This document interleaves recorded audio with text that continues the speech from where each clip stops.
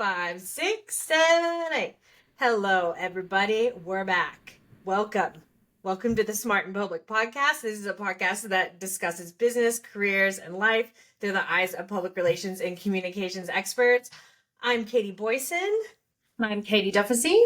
And we've got an awesome guest today. We're both so excited. We usually have guests that are, comms pros or people that have like insights in the industry. I feel like Brooke is both. Anyone that is on LinkedIn and in the comms world probably knows Brooke Kruger. We've got her on the show today and we're so excited. Welcome, Brooke. Hi, thanks for having me. So Brooke is the founder of KC Partners and has over 20 years of executive recruiting, PR, communications experience. She spent over 6 years at top San Francisco PR firms like Ketchum, Applied Communications, Byte Communications. We've all heard of these, working on global technology and consumer clients before kind of pivoting into the communication search in 2005. In 2009, she started her own KC Partners firm that places top communicators and communications candidates with early stage companies, corporations, and VC firms and PR agencies. So, Brooke, thank you so much for joining. Welcome. Yay. Yes, thanks for having me. And thank you for the introduction. Yeah, no worries. I mean, I just kind of went over your career, but maybe let's start from the top, like in your own words, like what has your comms journey been like, and how did you get into where you are today, and what was that experience like for you? Absolutely. Well, I started my career in DC and spent 2 years on campaigns and on the Hill, and then I moved to San Francisco in '99, and I started working on PR agencies. As you noted, there were so many aspects of PR I loved. I loved client service. I loved new business. I loved media relations, and I loved the people. Some of my dearest friends on the agency side are still my dearest friends today. But there were parts of the jobs that I really didn't like. And I would look at my boss's jobs and think, I don't want that job. And so I thought I needed to get out, and I thought about going into sales, and I thought about going into tech sales. Fun fact, I got a job at Salesforce pre-IPO to pivot into tech sales, but I ended up staying on the PR agency side when Byte acquired Applied Communications, and I stayed another year or so, and I realized this was not going to be the right fit for me. And I kind of fell into recruiting for PR and comms professionals, and I loved it. I feel like I found my calling, and then I started my own firm, KC Partners, in 2009. Yeah, I love that. I feel like going into sales, people always tell me that comms is very similar to sales. Having the quota on my back, I think Duffy and I talk about this quite a bit. We're like, no, absolutely not. Yeah, no, I get that. So I definitely don't want to be in sales, but My husband is in tech sales as well. No, for sure. And it's interesting you say that because that part of it never has bothered me in recruiting. Like I'm Really? always against myself, and I just want to get more results and place people in the right opportunities. So. I love yeah, that. it's almost like, because I mean, I would imagine I've not worked directly in recruiting, but it's funny that you've kind of married the two, because you've got to build a pipeline of candidates. You then got to keep those candidates warm. And I mean, in some ways, there's a lot of sales aspects in terms of that sort of nurturing of that pipeline and that talent pool. In that case, it's talent, sales, it's customers. But and then you've got your comms skills, so you knew the industry, you knew the people and what people would be looking for. So I think, you seem to have found your sweet spot in terms of Absolutely. And I do think that's what sets KC Partners apart, because we have myself and my colleagues who work with me, we've all worked in the communications industry. So we know what our hiring managers are hiring for, whether we worked in the jobs or worked for the people who we are hiring for. And we have that industry expertise. Do you find that now that you've founded your own business, you're doing some of the jobs that your old bosses were doing? Like, given you've got to, you've got to run the business as well. I do have to run the business. Yes, for sure. Yes, some of the things of running a business, yes, come up. But at the end of the day, I still am sourcing candidates and getting new business and placing candidates, and that's what brings me the most joy. So Duffy and I obviously have a million questions about the market and hiring and what that looks like right now. I think probably everyone, if they could jump in and do and ask me anything with you, Brooke, they would probably be wondering the same things. But let's just kind of start from the top. So like, it's insane out there right now from a market perspective. We're hearing so many stories all over the place of like horror stories or just how the process is. Like, let's start a little bit more optimistic. Like, what kind of roles do you see being the most commonly available within comms right now? That's a great question. So I think if we look at the overall comms hiring landscape, from fall 2020 to May 2022, hiring was crazy. Everybody was hiring, whether it was B2C, enterprise, corporate, consumer, everybody was stacking up their teams. We started to see a downfall in the summer of 2022. Then the major layoffs hit and they just didn't stop. So 2023 was, a pretty slow year. 2024, there were stops and starts. I have seen consistent, steady growth since probably mid-August, and it's continuing through the new year. So overall, more companies are hiring. The positions or the industry that is hottest right now in my purview is B2B enterprise. That seems to be where a lot of hiring is going on right now, industry specific. And in terms of level, it's all over the map, just where people, where people need to plug holes. And B2B in particular, like in tech or in all sorts of different. In tech, security, AI is obviously very popular. You guys may have heard. But anything, even database, I mean, anything that is more, enterprise business techie. Sure. Yeah. Yeah. And with those roles, like something that I keep hearing is that VP roles or those more senior roles are a bit less available. Are you seeing that as well, or do you think that that's just what I am for sure? There's a pattern for earlier stage companies like Series C, their first comms hire, they may be able to make that ahead of a comms or VP. So that's a new opening, but a traditional VP within a large comms organization, those are harder to come by. Yeah, so maybe that expectation is if you're looking for a new role and maybe you're at a larger tech company is thinking, are you willing to go startup? Like, are you willing to kind of exactly? Are you willing to take a job where you're the only comms hire and know you'll build a function someday, but do the whole entire job right now? I literally with no support. That sounds familiar to you. Literally the transitions I've made is I've joined, an early stage startup. I mean, they're very young in Australia. They're a little bit further along in the US, but I'm running comms for ANZ, but it's me, literally. It's you, right? And you'll eventually get resources, but right now you need to know how to set the strategy, but also execute it.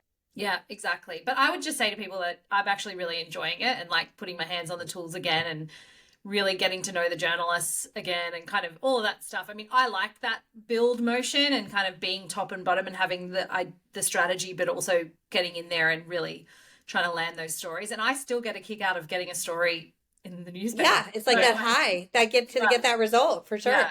Same. I just did a coverage report from a launch this morning and I was like, la la, like you're stacking all your news. A little spring in your step. So thinking about kind of more junior roles then. So I feel like education wise with comms, like I got a degree in PR in journalism, but I didn't feel like my degree actually prepared me for the role that I have in comms. Like how important is it from hiring managers, like to have that comms degree? Do you think that, a college degree holds much weight when you're going into PR? Like, what does that look like from a needs perspective or what, As are asking for. Yeah. I mean, I have a degree in journalism and mass communications, and I feel like my training was on the job versus the degree. Yeah. I think having a college degree is a requirement for many companies, but what that degree actually is, doesn't matter as much. Yeah, it's funny. I think it's more prominent in the US having a college degree than it is here. Yeah. I think people do, want a university degree, but I think it's less of a big thing. But I think it's very similar in that it could be in like a Bachelor of Arts and just a generic sort of degree. And then you go into PR and you learn on the job. That seems to be quite common here as well, because we only have a few sort of major degrees that are specifically for comms and PR or advertising usually. And then the rest is sort of, you can do parts of it. But yeah, I think that's fairly common. Yeah.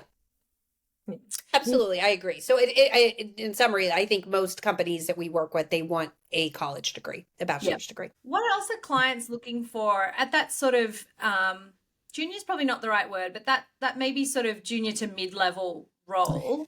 What are you hearing they're looking for, like from a skill set? Is it changing? I guess is what I'm interested in, is kind of, are they still just looking for a gun media relations person who's really, in with the journalists, or are we starting to see this, like they understand technology more, they understand AI and how that's going to impact, like is any of that creeping in at that level? Yeah. Yes, all of the above. And I think I have several clients who are prioritizing that mid-level because they're more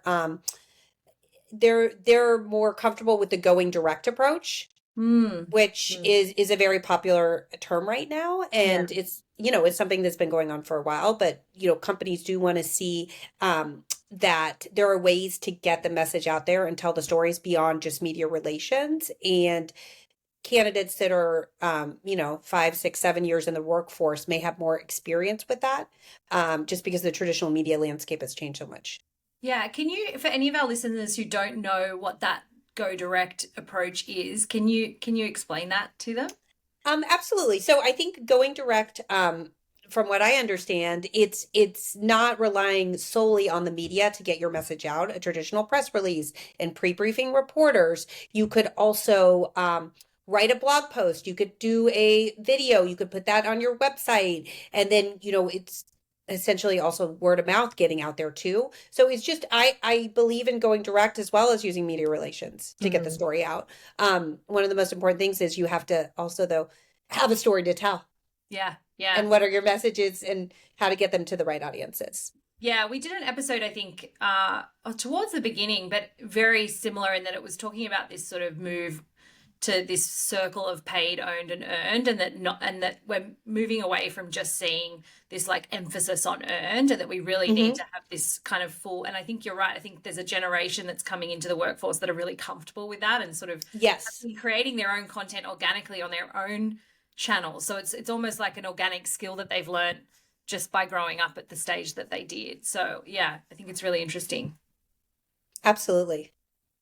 In terms of those skills too, something Devasy and I talk about a lot is how we believe that PR skills are transferable across industry. How often, do you agree with that? And if so, or what are you seeing in the landscape of people transferring from like B2B to consumer roles in PR? Like, are people hopping around, or do you think that people maybe don't feel like they have the confidence with not having a certain network? It's hard, and it is doable to hop around. And I love a good pivot. And I think, again, going back to like, you have to have good storytelling skills, and you could tell a story for a variety of different companies or industries. I think in a down market, there's less jobs or areas to hop in to. And so people do really take industry expertise seriously. And that could be something that, we haven't talked about the interview process yet, but it's intense. And there's usually 3 or 4 candidates going to a final round. And, industry expertise tends to stick out in there.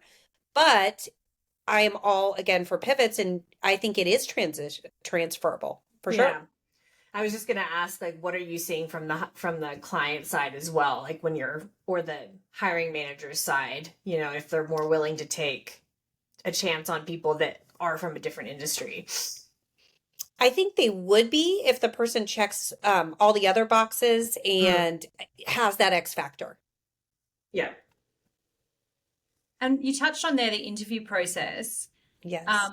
What are you seeing these days in terms of like a standard kind of, and maybe there isn't a standard, maybe that's the answer, but I've just gone through that kind of whole process last year. And there's been like a couple of things that stood out to me, but one of them is that it's still quite a long process for a lot of companies.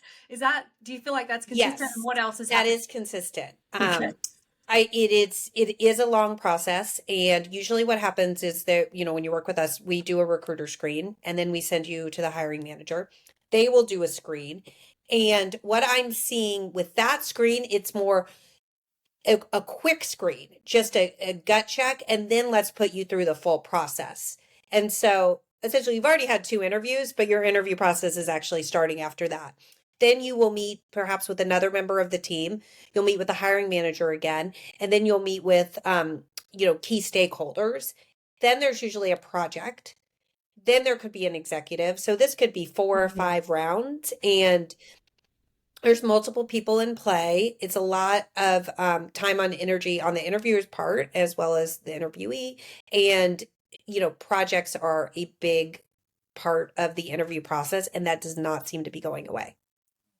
What are your thoughts on AI being implemented into that process? Like, and I'm thinking about that in the sense of if you have if you're being screened by a company that you've submitted your resume for, and that screener is an AI kind of tool, like, how do people break through on that? And like, is that something that's being used? Like, how do you compete with an AI bot that's only looking for certain words? I think I think that's hard. And I think that's what's been happening the past couple of years when there's less jobs. And we've seen positions be posted on LinkedIn, and we've seen, stats that say there's 500 applicants coming. And, how are people being screened out by keywords, and AI will continue to that.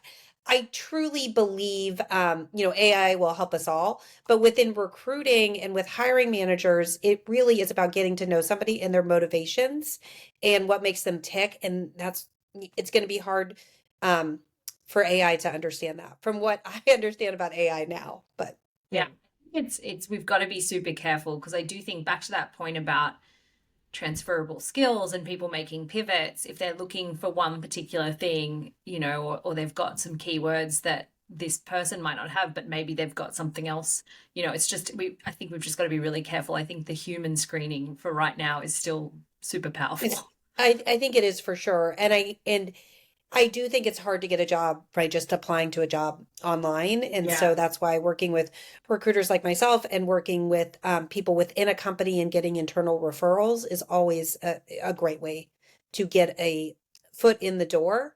And again, you still have to go through the interview process, but to get your resume seen by the right person. What's your advice for somebody that's just getting started that might not have that network?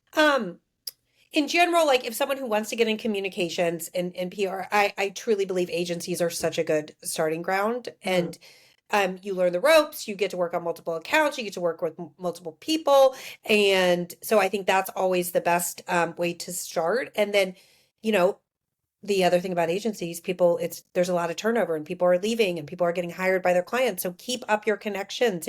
If you remember working with somebody and they are in-house somewhere, check in with them, see how they're doing, see what they like about their job. So I think being in communications, we're natural networkers, but it's always important to keep up your network. Yeah, I feel like most of the people I've hired have come through some agency relationship that I've had either worked with them or someone else knows them from another agency and they're recommending them to me. I think it's such a powerful way to start.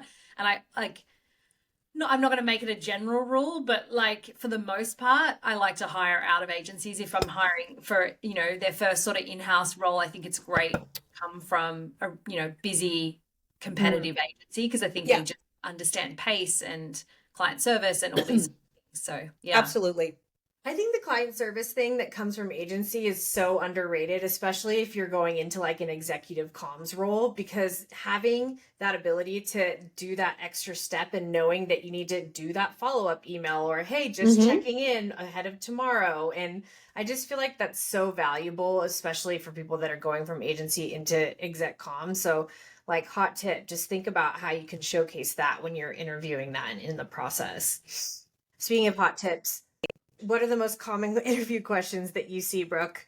Tell us. So I think, people are asking so many different questions, but I think the easier way to answer is like, how do you best prepare for an interview? You have to be able to answer, why do I want the job and why am I qualified for the job? And you also need to have in your head examples of work you've done. And a good way to showcase that is think of like, what are my 3 greatest media hits and how you got there? What are 3 challenges I've had to overcome and how you got there? And, people are asking all sorts of questions to try to understand how candidates think, but you have to know your own story and being able to understand, why you're interviewing for the job, meaning why you're qualified, why you want the job, and draw from examples quickly will help anybody and prepare for an interview. And how much do you think you need to have researched the company itself? Like, do you think you need to go quite deep? Do you think it's just Absolutely. It is a tough interview market, and you want to give yourself every single advantage. So if you're interviewing for a company, what is where you would review their news coverage. What are people saying about them? What are people thinking about them? Another thing I find, we're talking to candidates, we send them a job spec, they look at the job spec. I think it's a good idea to keep looking at the job spec throughout the interview cycle and being able to really break down examples for everything they're asking in the job spec. So then you have fresh, concrete examples in your head to draw from. Yeah, I think a lot of people read it and then go through the interview. Yeah, I do too. Don't revisit it again. Exactly. Yeah. It should be, letter and you're out. Yeah. Totally, but there's 4 or 5 stages of process. You have to prep for every stage, and I realize that companies are asking a lot from candidates, but they want to make the right fit. And headcount has been on hold or pushed back for a while now. Everyone's been told to do more with less, and so people are getting their headcount, and they really want to get it right. I always joke that everybody wants their unicorn. So yeah. And we've been talking about people that are trying to get hired, but from the hiring process and hiring managers, what are some of the common mistakes that you see companies making during the hiring process when they're trying to get a good candidate, and how can maybe they be more appealing to the best candidate out there? Yeah, I think, when you start a search, and I always advise our clients this, have the process locked in. What are the stages? Who are we meeting with? Or, who's going to be interviewing? What's the writing assignment? And so everybody is educated in the process from day one. I think no one likes surprises, and people want to know the actual timeline so they can understand how long things are going to take, obviously. But people who do have multiple opportunities and have other jobs, everybody needs to be able to be aware of the full picture. I think the worst thing companies can do is ghost candidates. I think it's awful. And I talk to people all the time, and they're like, no one ever got back to me about that job. And I'm like, but you interviewed 3 times. They never said you weren't a fit. They never just closed you out. So I think that's the number one mistake companies can make. You have to, treat people well. You hear so much about it on TikTok and stuff. I think even consultants putting proposals forward and then never hearing back. It's very common, sadly. It's too common. It's not right. Why do you think the ghosting is happening? They're just moving at pace and they're just not doing it, or what do you think's behind that? I think people are moving really quickly, and I think who knows how the process is run and who's owning it. I think in general, people don't like to deliver bad news, but I do think it's part of the job. I think companies are hesitant to give very specific feedback to candidates on why they weren't a fit, and candidates are looking for that feedback. So there's a disconnect there. But again, it's so critical to close everybody out of a process. Yeah, I agree. As someone who was ghosted a couple of times last year, it wouldn't have hurt my feelings to just tell me I wasn't. It's all good. Totally. Big girl. And it could be so simple. Unfortunately, it's not going to be a fit. We appreciate your time. Then you can move on. Yeah, totally. You may never know why it wasn't a fit, but to know it's not a fit is a much easier way. Yeah, it feels like you're dating again, and it's horrible. Totally. It's not you, it's me. Yeah. So. This is a note to all the dating folks out there: no ghosting, and all the recruiting and hiring people: no ghosting. No ghosting. A no ghosting campaign, no matter what the scenario is. Exactly. Yeah. One of the things I wanted to ask you about too was around return to office, because I feel like that is such a hot topic, and PR is an interesting one because you want to be with your executives in the office. That relationship is really important. But also, you're still working with journalists that are across the country. You also think about how do you get the best talent when we have the opportunity to hire remotely? What are you seeing from a return to office perspective and from both the candidate and the hiring side? So return to office is back. I would say all but one of our jobs is remote. Mm. Employers want candidates in the office 3 to 4 days a week. I mean, some well-known companies we know are 5 days a week. Candidates don't want to be in the office 3, 4, 5 days a week. So there's a big disconnect. But in a down market, companies can just find the people who will go to the office. I live in the Bay Area. I live in Marin, just outside of San Francisco. And I was in the city yesterday morning. I mean, people are back in the office. Traffic is back in San Francisco. So Yeah. it is happening. I do think you can get more talent by expanding geographical markets. There are still some companies who are, open to having remote, candidates, but they are going to have to travel as well. Yeah. I feel like, I don't know. Personally, I feel like it's a closed-minded way of thinking about work and what the future can look like. I mean, this is obviously just my personal opinion, but having moved to buttfuck Egypt, Oregon, and I'm in the middle of Oregon, if I ever wanted to stop consulting and like go back into corporate world, do I have to move my life and my family back to San Francisco where I have to live in a tiny apartment and just like I just feel like that I would get start your job with resentment. I get it. As someone who works remotely Mhm. as well, I get it. And I think there are still the rare companies that do offer remote work, but for the most part, people want people in the office. Yeah, I think it's a really hard one. I think as a junior PR person, I really benefited from sitting in an office, Yeah. hearing senior people talking to Hmm. journalists, talking to clients.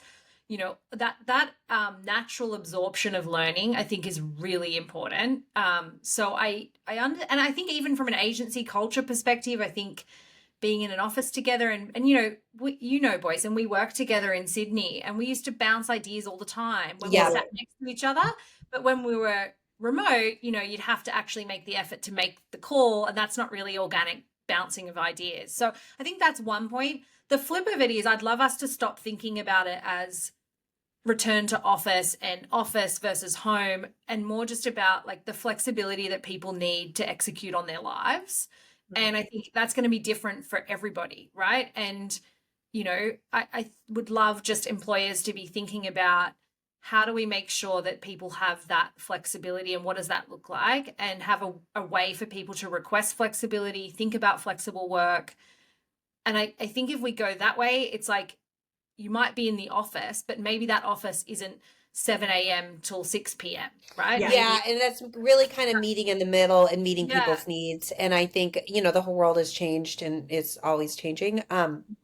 But everybody always went to the office, and when that was, when people went home, their lives adjusted. And Yeah. so Um, I'm not a fan of, people going to the office just to go to the office and sit there. A Yes. lot of our Yeah. clients have 3 set days a week. It's Monday, Tuesday, Thursday in the office. And I think that, makes sense. Everyone's going, they're doing their meetings in the office that day, and the other Yeah. days are work from home days. So Mhm. I like systems like that because that does feel more accommodating. Yeah. Yeah. That feels like a good balance. My Yeah. husband, when we first started dating, I remember I would be in the office and he'd be like, "When are you going to come home?" And I'm like, "Well, my boss hasn't left yet, so I'm going to wait till my boss leaves and then I'll go." And he's like, "Wait, but are you done with work?" I'm like, "I mean, yeah, kind of. There's stuff I could like proactively start to put together, but essentially, like I've got not don't have a huge task." And he's like, that just it was so foreign to him because he owned his Yeah. own business, and so he was like, "Then go home." Totally. I Work. feel I feel like that's such an agency mindset. We used to have this joke. We used to have this joke at Bite, and everyone would be working late, and someone would get up to leave, and they'd be like, "Hey, oh, is it 5 o'clock?" And it'd be really be Yeah. like 7:30, My seven biggest thirty thing at was night. that if So my boss needed support on something, I didn't want to not be there. yes, Like I yes, wanted to be there to help yeah, her. I'm talking yes. about her like she's not here. It's Katie. Katie was my boss. I know. I'm like, that also makes me sound like I was staying in the office till like, Totally, That was me putting the pressure on myself. Like that's no reflection of you as a boss, but like that was me totally. just wanting to Totally. be there for I mean, you. it's definitely a different time too, and a lot of people they're working families, and you have logistics where you have to pick up children. Mhm. yeah, like I mean, Like literally we the all day do. starts, no one will be there. them up. Yeah, someone needs to pick up the children I in our think house or they don't get picked up. Yeah. Correct. Yeah. And I think I've always been quite open with my team about the way in which I structure my day, and that's just the reality of my life right now. And what that means is I'll probably will work at night because that's how I can structure my day, because I need an hour and a half at that sort of dinner bath Absolutely. bedtime. Same. Yeah.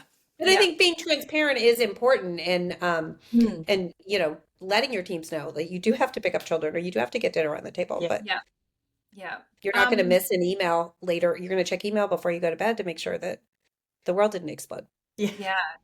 I have a question for all of my Australian friends Yes. and or anyone else based outside of the US. There are a lot of Australians, I think, who have aspirations to move to the US and work. Do you ever work with sort of international candidates, or what do you think would get them over the line to get a job in, let's use the States as the example? Yeah, all the time we work with international candidates. What the most common path I see is working for a bigger company in their Australia office, and then taking a package to move abroad.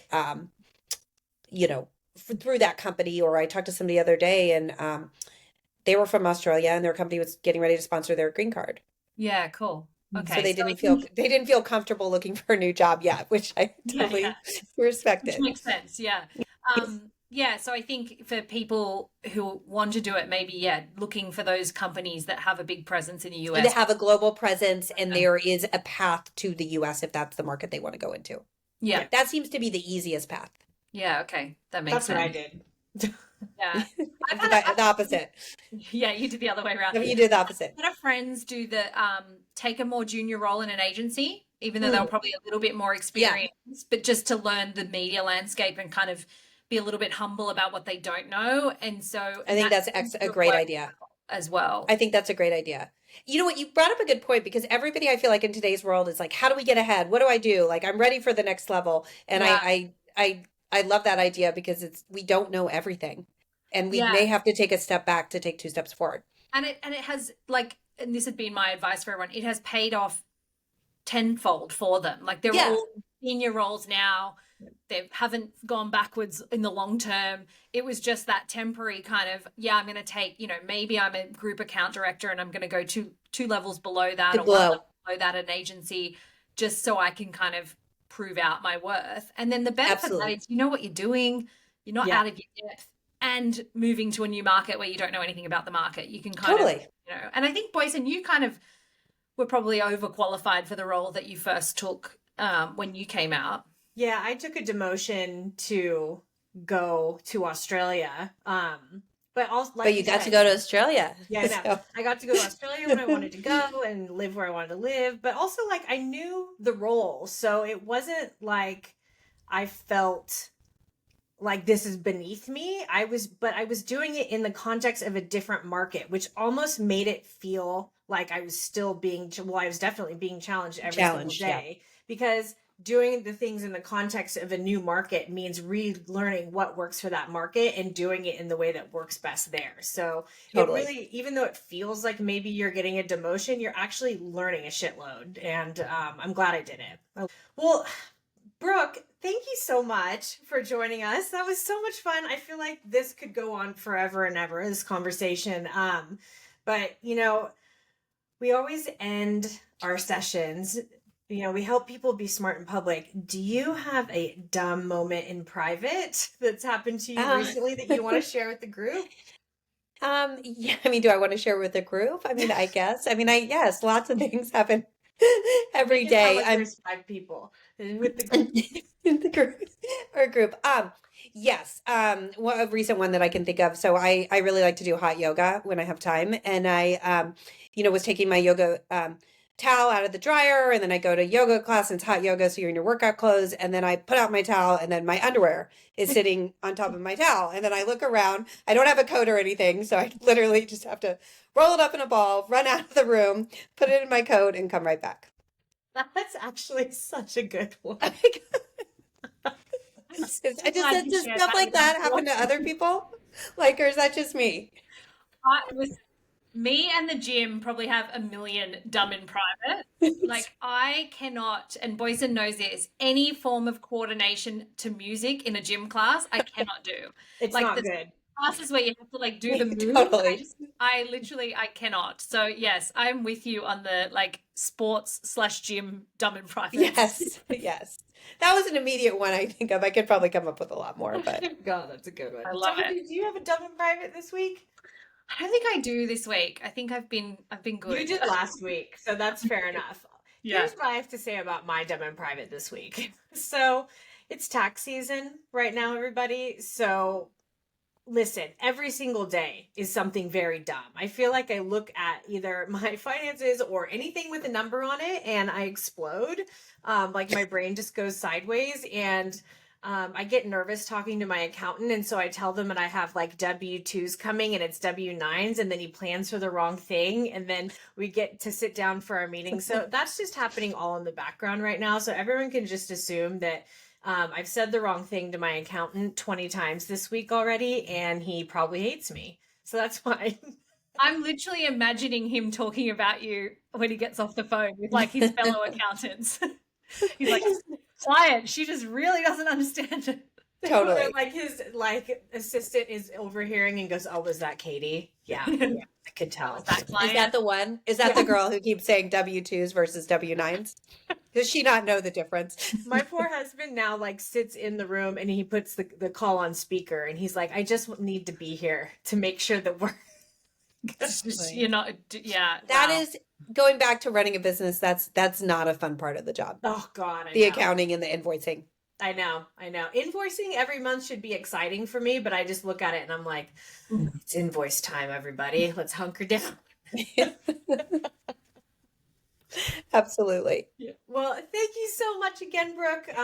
Just such a pleasure having you on, and I hope that everybody can have learned a lot from this episode. I know that we both did. If anyone has an idea for a topic or anything like that, please reach out to us at hello@smartandpublicpod.